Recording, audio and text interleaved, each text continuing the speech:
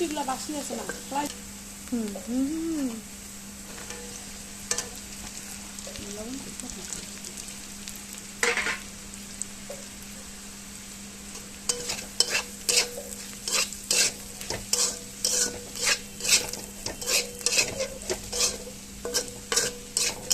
কড়াইটা ভালো দিতে লাগবে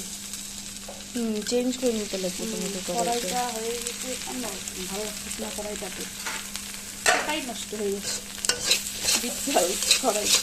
কালা কালা হয়ে গেছে না অনেক বড় হয়ে গেছে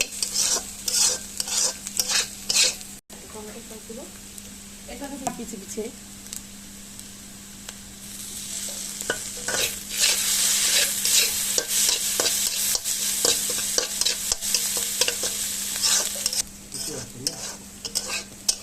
এটা তো ট্যাপ খালি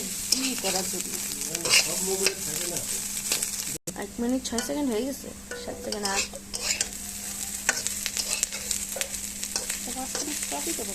সব করা এখন নাড়া দেখে করবো নি কোন রান্ধুনি রান্না বুঝছি কি এই 2টা রুটি ফালানো রয়েছে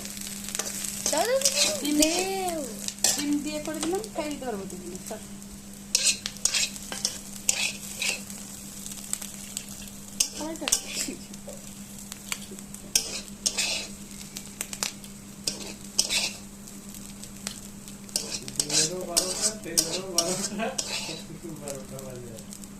খাইতে